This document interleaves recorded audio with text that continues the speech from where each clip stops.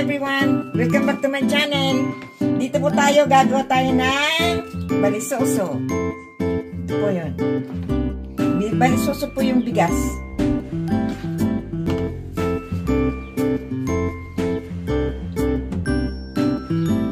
May flavor po itong ubi flavor.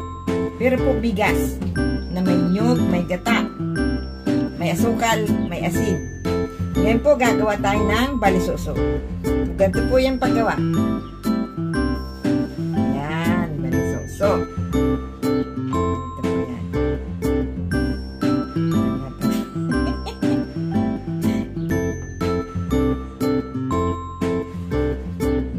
Ay, lumampas. Nasa inyo po yung tsansya lang ang paglagay. Kung marami, kung konti, na hindi lalabas yung tubig. Yan. Yan. Ito na po yung balisoso.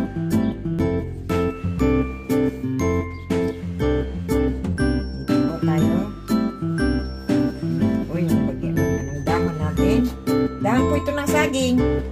Ito po yung dahon ng saging ay hinanap po namin sa Berlin. Asian store. Mga taga rito po sa Germany, wala po ditong saging na tanim. Kasi po hindi po nabubuhay kasi super lamig. Kaya po maghahanap ka ng dahon, tinda ng Asian supermarket. Yan po. Wala po kasi ditong ano. Pag nabuhay po dito ang saging, kailangan itanim mo sa loob ng bahay. Pero pag sa labas ng bahay, pag dumating na ang lamig, sos, pasok mo na yung saging sa loob ng bahay.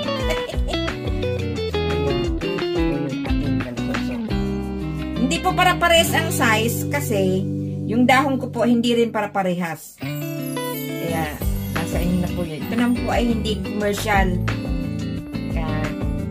na paninda. Kaya sa akin lang po to, sa amin lang po to pang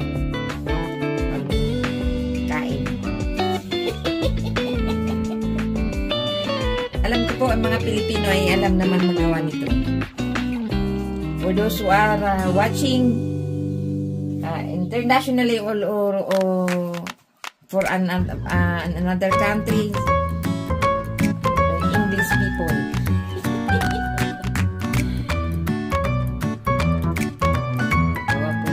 Balisoso.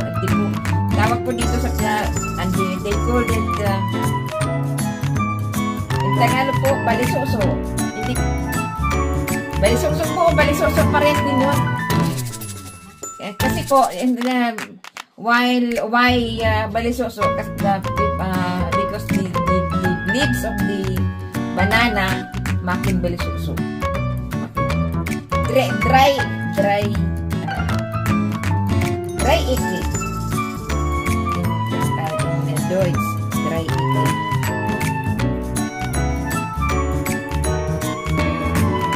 Pagkatapos ko po nito, isasalang natin sa salang po, we cook. After this, we cook it. This is our finished product.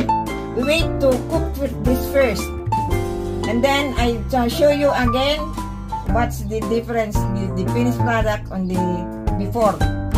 Okay, for now, thank you so much for watching, and this is balisoso in Philippines. Okay po, thank you so much. To God be the glory. Bye bye.